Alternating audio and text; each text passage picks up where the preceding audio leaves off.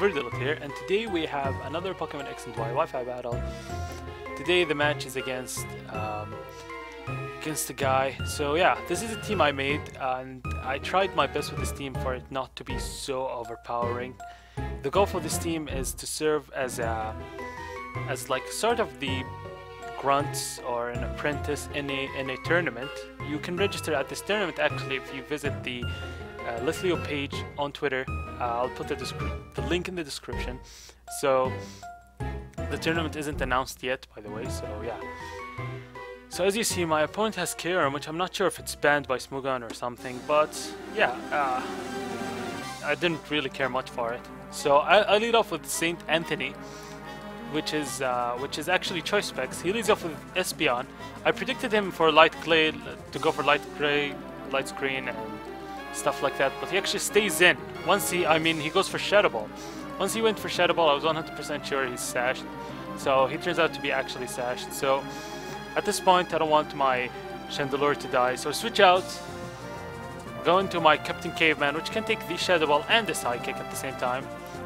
He goes for Shadow Ball, and this does nothing. So I go for Ice Shard just to get rid of the Espeon. I don't want it to put still any walls, or even Calm Mind, Baton Pass, etc. all these stuff. I mean, I could have Ice Sharded if it used Calm Mind. Anyways, he sends out his Ferrothorn, predicting... first off, I put Rocks, because I know he's gonna put the Rocks. But Rocks will hurt him more because he has the Charizard. So yeah, I switch out my Captain Caveman for later, because it can't do shit to Ferrothorn. Go into my Rapunzel, which is actually highly offensive Tangrowth, instead of going for Leech Seed and stuff like that. I have Assault Fist, an Energy Ball, Hidden Power Fire. So yeah, I wanted to go for Ancient Power, predicting the Charizard, but instead I went for Hidden Power Fire, because if I used Ancient Power, I'm gonna reveal that I have it. But I guess it makes sense that he wouldn't send his Charizard yet before Rapid Spinning the rocks.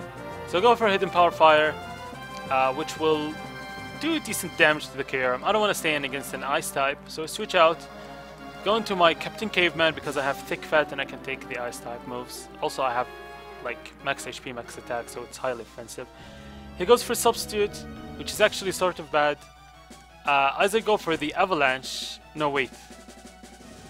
Yeah, I think this is the same turn I used. Oh yeah, he goes for Roost. I honestly predicted him to hit me, which will make the Avalanche 120 base power. But he didn't hit me, so it remains at 60 base power. And I'm not sure if this will break this up or not. But luckily for me, it does break this up.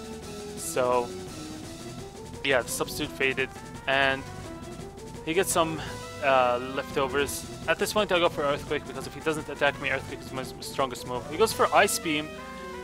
Thanks to the Thick Fat and the Eviolite, I managed to take that well. Go for Earthquake. Do almost half, I think. Oh, exactly half. But with the leftovers, he fixes that, I guess. So I go for another Earthquake as he goes for Ice Beam. Or maybe Avalanche. I'm not sure. No, I think Earthquake. Yeah, he gets a critical hit. I go for Earthquake. Take him down to super low health. To the point where Ice Shard will definitely take him out. So yeah, I'll go for Ice Shard. He probably forgot about them. This is why he stayed in. Or maybe because the rocks will kill him. So Ice Shard, take out the Kyurem. No problem. He sends out his Excadrill. And once I saw the balloon, I completely forgot that this thing rapid spins. I haven't seen Excadrill rapid spin in a while. So I go for Ice Shard, predicting him to destroy me with an Iron Head or something. So I just wanted some damage. And this is actually decent damage for priority move. He goes for rapid spin. This will not kill. And on the next turn, I go for another Ice Shard, because why the fuck not? I mean, I could have switched out, but no, with my low health, I'm gonna die to the rocks. I get a critical hit, which is lucky for me.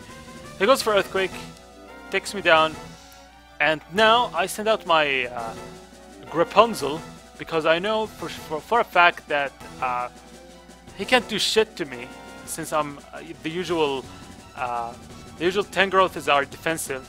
So he goes for Iron Head. I went actually for Ancient Power, which would be a very horrible move if he didn't switch out. But he actually stayed in. I switch out to get my Regenerator health back, and luckily I actually flinched, because the damage would have been irrelevant, but it would give away that I have Ancient Power. So he goes for Iron Head, and there's no one because I just sacrificed Saint Anthony. I go into my J Pridget here and go for a Scald. I think I predicted a switch, maybe. I know I can live in Earthquake because I have the Solid Rock ability. Actually, I should have went for Aqua Jet. This would have killed 100% for sure. But matters not. Thing is, Excadrill is down.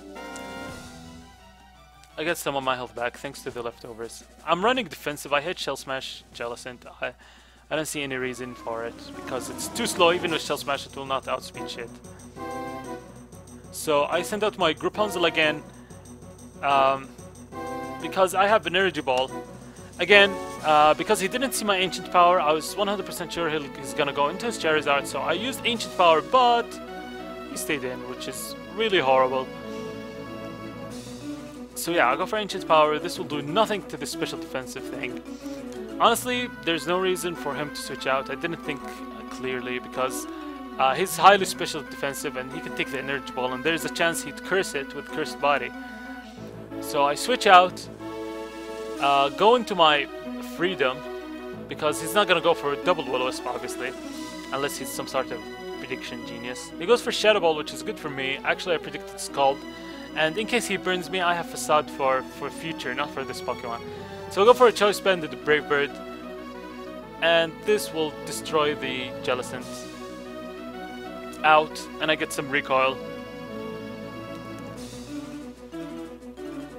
And now he sends out his Ferthorn, because I just want to damage this thing. I'll go for another Choice Band with the Brave Bird. And this does more than half, which is actually decent, but to be honest, I predicted more.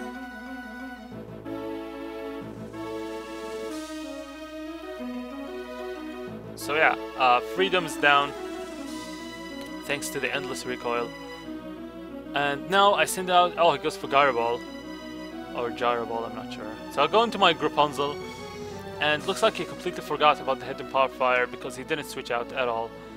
So Hidden Power Fire, take out this Ferthorn. I wasn't sure if it would kill it or not because Gardevoir does around 50% with Hidden Power Fire to this thing. So luckily the Hidden Power Fire destroyed this this creature. So his last Pokemon is Charizard. I was really hoping for Charizard Y because Charizard Y can be handled, but X is like pure destruction, especially if he Dragon Danced. So he goes for Flare Blitz instead of Dragon Dancing. Maybe he doesn't want the Ancient Power, but I guess had he Dragon Danced, it would have been a lot better for him. But he didn't Dragon Dance. So with a bit of recoil from the Flare Blitz, I send out J and go for Aqua Jet to deal some damage before I send out my Scarf of Sawk and finish him. Aqua Jet does around nothing, but I guess this damage counts to ensure the KO from Sawk's Earthquake.